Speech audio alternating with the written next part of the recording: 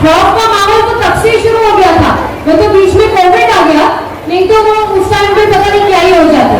खौफ का माहौल तब से शुरू हो गया था, वो टाइम टू टाइम कंटिन्यू हो रहा है।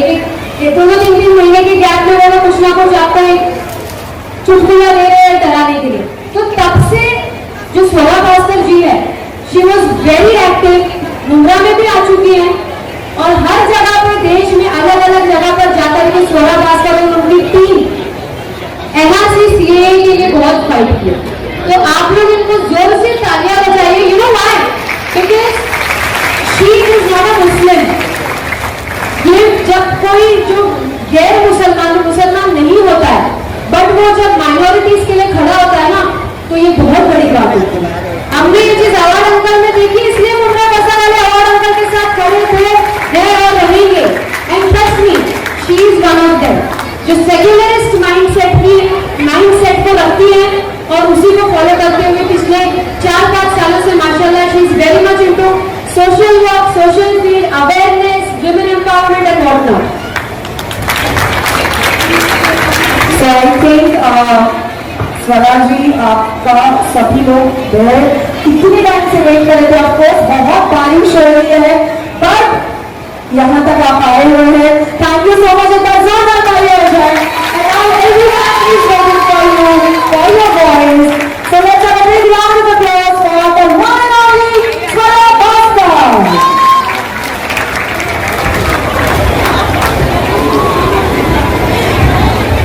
बहुत बहुत शुक्रिया आप दोनों का। सबसे पहले मैं तहे दिल से आप सभी से माफी मांगना चाहूंगी, मर्जिया जी, तमाम और बाकी आप सबसे रियली वेरी वेरी सॉरी। वैसे तो बॉलीवुड के जो अभिनेता और अभिनेत्री होते हैं, हीरो हीरोइन होते हैं, हमारी रेपुटेशन टाइम को लेकर खराब रहती है, लेकिन आज सही में मैं मजबूर थी, मेरी फ्लाइट लेट थी, तो मैं बहुत देर से मुंबई में लैंड की और फिर थोड़ा तैयार होकर निकलने लगे तो बारिश हो गई। तो आप लोग इतने देर से इंतजार कर रहे थे, आपने इतनी पेशेंस दिखाई, उसके लिए बहुत बहुत शुक्रिया। एंड दोबारा मैं माफी चाहती हूँ। देखिए, मैं यहाँ पे आके कोई बहुत लंबा भाषण नहीं देना चाहूंगी, क्योंकि मैं हमेशा समझती हूँ कि एक तरफ मैं देख रही हूँ कि स्टूडेंट्स हैं, एक तरफ मैं देख रही हूँ कि माएँ हैं और बहनें, खालाएं, चाचियाँ, कुछ दादी भी होंगे, नानी भी होंगे। तो मुझे हमेशा लगता है कि समाज ऑलरेडी महिलाओं को बहुत ज्ञान देता है ना। घर, परिवार, समाज, औरतें दिख जाए तो ज्ञान शुरू ही हो जाता है। तो मैं नहीं चाहती कुछ लेक्चरबाजी में ऐड करना, क्योंकि मुझे लगता है कि महिलाओं के जीवन का जो अनुभव है, वो अनुभव सबसे बड़ी सीख है सबके लिए। अगर हम थोड़ा ध्यान अपने घर में अपनी माओं, अपनी चाचियों, दादियों, नानियों की तरफ दें, उनके उनकी कहानियों को ध्यान से सुने, तो हमें बहुत कुछ सीखने को मिल जाएगा। और मर्जिया जी ने सीएनआरसी की बात करी, तो मैं सबसे पहले तो ये क्लियर करना चाहूंगी कि सीएनआरसी की जो सारी मूवमेंट थी, उसमें अगर कोई हीरोज थे या शीरोज थे, वो थी शाहीन बाग जैसे कई जो सिट इन प्रोटेस्ट थी, उसकी महिलाएं, उसकी माएँ, उसकी दादियां, नानियां, बहनें। तो सबसे पहले तो अपने लिए ताली बजा लीजिए, क्योंकि आई एम श्योर आप सब में से कई लोग थे जो उसमें पार्टिसिपेट किए थे। और खासकर एक ऐसे वक्त से मर्जिया जी ने भी मेंशन किया कि हमें कैसे दौर से गुजर रहे हैं जहाँ बहुत नफरत फैलाई जा रही है हमारे समाज में। और मुझे याद है सीएनआरसी के वक्त पे कुछ ऐसे कमेंट्स आए थे कि उन लोगों को उनके कपड़ों से पहचाना जा सकता है। मैं कहूँगी हाँ, उन लोगों को उनके कपड़ों से पहचाना जा सकता है, और फख्र होना चाहिए इस बात का कि उन्हें उनके कपड़ों से पहचाना जा सकता है, क्योंकि आप लोग उन कपड़ों पे बहुत सालों से राजनीति कर रहे थे। आप लोग उन कपड़ों को कमजोरी दिखाना चाहते थे, आप लोग उन कपड़ों को जिल्लत दिखाना चाहते थे, और उन लोगों ने वही कपड़े पहनकर अपनी हिम्मत दिखाई है आपको, और आपके मुंह पे ताले लगा दिए। तो हाँ, पहचाना जाना चाहिए उन्हें उनके कपड़ों से और फख्र होना चाहिए उनको और हम सबको उनके ऊपर। दोस्तों, ये एक यूथ की मीटिंग है, यहाँ पे महिला और युवती गाइडेंस प्रोग्राम है। वैसे तो हर एक्टर अपने आप को आजीवन युवती दिखाती रहती है, लेकिन अब मेरी एक छोटी सी बच्ची है तो मुझे लगता है कि अब मैं युवती कम और महिला और मम्मियों के उसमें ज्यादा गा रही हूँ इस तरफ। अगली बार मैं आके बैठूंगी। पर मैं थोड़ा सा यहाँ जो मुझसे छोटे बच्चे हैं उनसे मैं बात करना चाहूंगी। आई एम श्योर आप सब बहुत मेहनत करते हो अपने स्कूल, कॉलेजेस, डिग्रीज जो भी आप पढ़ रहे हो। आई एम श्योर आपको बहुत सुनना पड़ता है नसीहत कई लोगों से, स्कूल में टीचरों से, कुछ लोग हाँ कर रहे हैं, अपने टीचर से, पेरेंट्स से, ट्यूटर से, प्रिंसिपल से। आई एम श्योर आप अपने भविष्य को लेकर बहुत एक्साइटेड होंगे। आई एम श्योर आप अपने भविष्य को लेकर बहुत सारे सपने देखते होंगे। मैं पूरे टैंजेंट पे बात करूंगी और उसके बाद मैं चाहूंगी कि एक्चुअली हम ये खोल दें और एक इंटरेक्शन करें, क्योंकि मैं आपकी बातें भी सुनना चाहूंगी, मुझे आपसे भी सुनना है, मुझे आपके सिर्फ यहाँ लेक्चर भी देना है। देखिए दोस्तों, एजुकेशन, पढ़ाई लिखाई सीख जाना, अपना नाम अपना साइन कर लेना बैंक के डॉक्यूमेंट्स में, अपने चैप्टर पढ़ लेना, रट्टा मार लेना उन चैप्टर्स को और एग्जाम में वो आकर जो भी है लिख देना, वो हाँ वो पढ़ाई होती है, वो एक सीख होती है। लेकिन मैं आपको पिछले कुछ वर्षों में एजुकेटेड लोग जो बहुत पढ़े लिखे हैं, जिनके पास डिग्रियां हैं बहुत महंगी महंगी बड़ी बड़ी, उनकी कुछ हरकतें बताना चाहूंगी, ठीक है। और पिछले साल था या 2 साल हो गए, पहले आपको पता है लॉ की पढ़ाई, लॉ के बारे में पता होगा, कुछ लॉ के स्टूडेंट्स हैं यहाँ पे या कुछ ऐसे स्टूडेंट्स हैं जो लॉ पढ़ना चाहते हैं, हाथ उठाओ में। कोई लड़कियां हैं? अच्छा, ये इसको लॉ पढ़ना है। और एक पीछे हैं कोई जो लॉ ओके, कुछ है जन जो लॉ पढ़ना चाहते हैं। कुछ 2 साल पहले, 1.5 साल पहले एक जज जो या सरकार जो बहुत आप मानेंगे कि सत्ता की पोजीशन में होती है, उन्होंने ऐसे लोग जो पढ़े लिखे हैं, समृद्ध हैं, उन्होंने बिल्किस बानो नाम की एक जो महिला थी, उसके गैंग रेपिस्ट को, जिन्हें हिंदुस्तान की कानून व्यवस्था ने कन्विक्ट किया था, जिन्हें ट्रायल के बाद माना गया था कि हाँ इन लोगों ने ये घिनौना जुर्म किया है, वो जेल में थे, उनको रिहा कर दिया ये बोल के कि ये अच्छा व्यवहार है इनका। ये पढ़े लिखे लोग हैं। इस पर हमारी न्यायपालिका के जो पढ़े लिखे लोग थे, पहले उन्होंने कुछ चूं भी ना करी। जब बहुत सारी इस पे बवाल होने लगा, जब बहुत सारा शोर मचने लगा, वो केस कोर्ट में गया, कोर्ट में भी वो उस केस को करते करते सुप्रीम कोर्ट तक आना पड़ा, क्योंकि निचले न्याय पालिका में जितने न्यायाधीश थे, उनकी पढ़ाई लिखाई ऐसे वक्त पे उनके काम ना आई। उन्होंने, मैं दोबारा ये कहना चाहूंगी, इतने घिनौने जुर्म में जो लोग जेल में हैं, उन्हें अच्छे व्यवहार के लिए छोड़ दिया। मैं जानना चाहती हूँ कि क्या व्यवहार ऐसा हो सकता है जो ऐसे घटिया गंदे चीज को मिटा दे। मैं ये पढ़े लिखे लोगों से पूछना चाहती हूँ। इसके बाद कलकत्ता में कुछ हफ्ते पहले एक मेडिकल कॉलेज में आपने देखा किस तरीके का बहुत भयानक और गंदा एक रेप और मर्डर का केस हुआ था एक डॉक्टर के साथ। दोबारा एक ऐसी जगह पे जहां पढ़ाई लिखाई होती है, नीट कितना मुश्किल एग्जाम है, ये सब आप लोग जानते होंगे। आज उस केस में जो प्रिंसिपल था उस कॉलेज का, उसके ऊपर जांच हो गई है, क्योंकि ऐसा पाया गया है कि उसने बहुत सारे ऐसे कदम उठाए जो बहुत गलत थे, और अगर वो अपना काम ठीक से करते तो शायद वो बेचारी लड़की आज जिंदा होती, उसके साथ उतनी वो गंदी हरकत, वो घिनौना जुर्म नहीं हुआ होता। मैं दोबारा पूछना चाहूंगी, क्या फायदा है ऐसी पढ़ाई लिखाई का?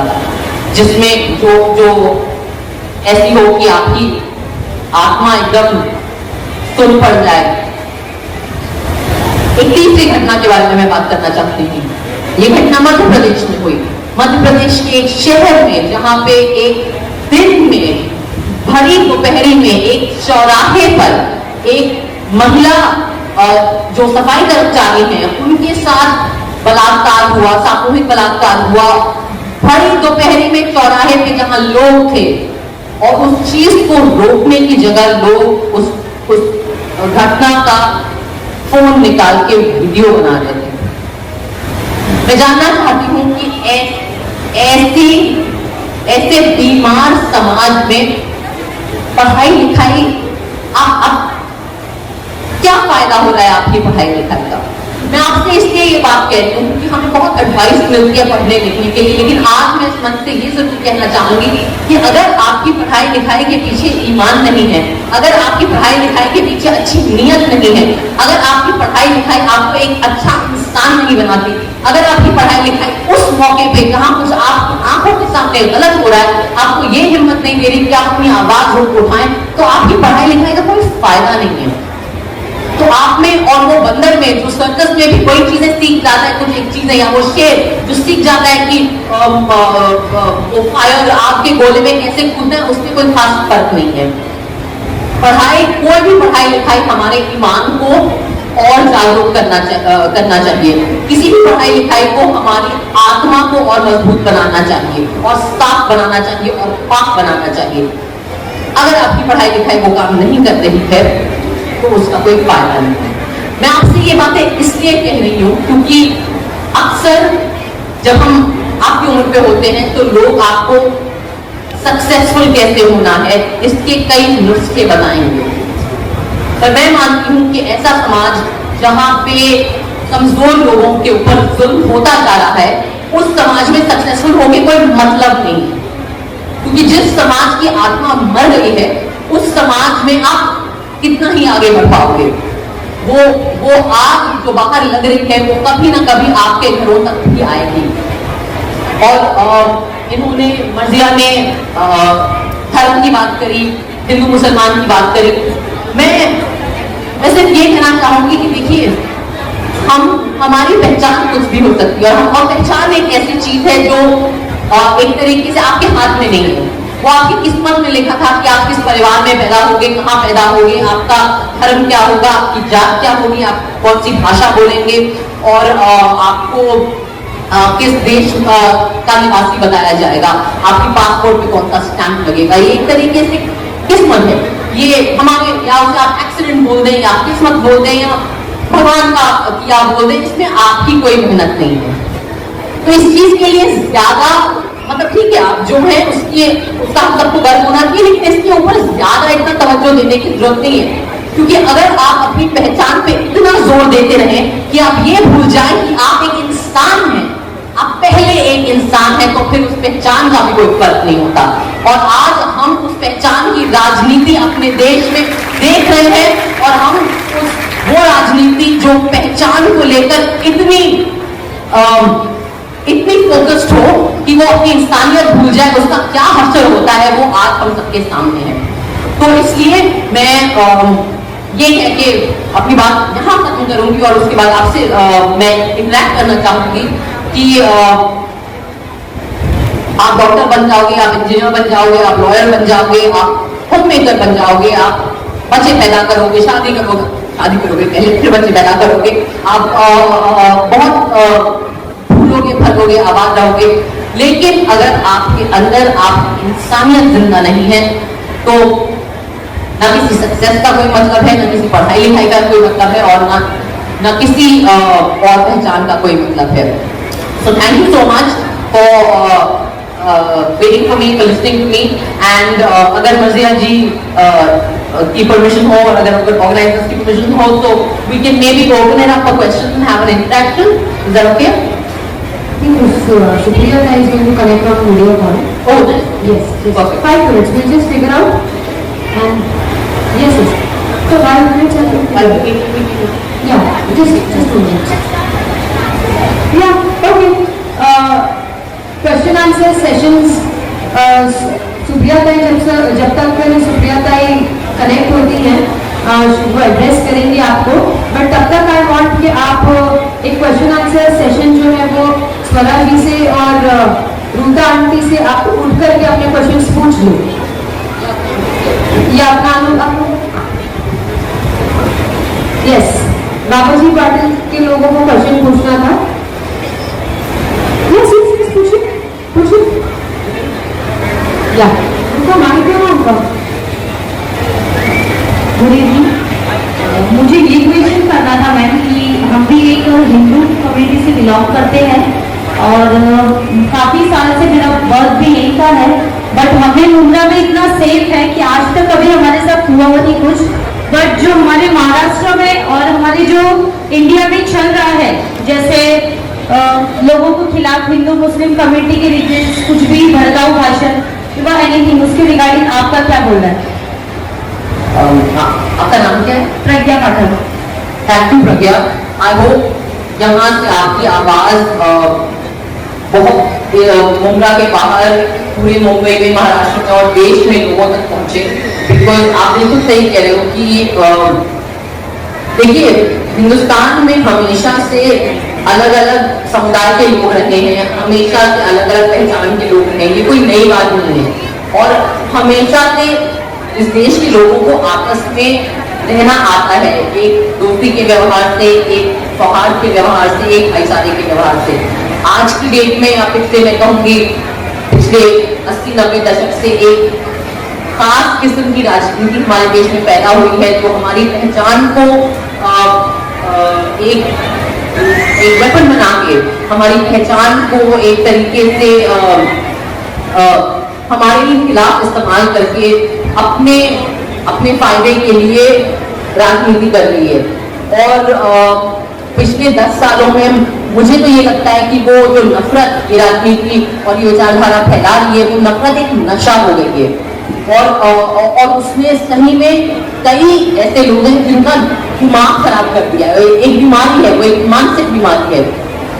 और लेकिन मैं हमेशा सोचती हूँ कि इस देश में बुराई से ज्यादा अच्छाई है। हिंदुस्तानी लोग जो हैं वो दिल के एक्चुअली साफ हैं, अच्छे हैं। उन हमारे अंदर प्रॉब्लम ये है ना कि हमारे अंदर बहुत ज्यादा इमोशंस हैं, हम बहुत ज्यादा इमोशनल लोग हैं, तो हमें बहुत आसानी से गुमराह किया जा सकता है, हमारी इमोशंस के साथ लोग खेल सकते हैं।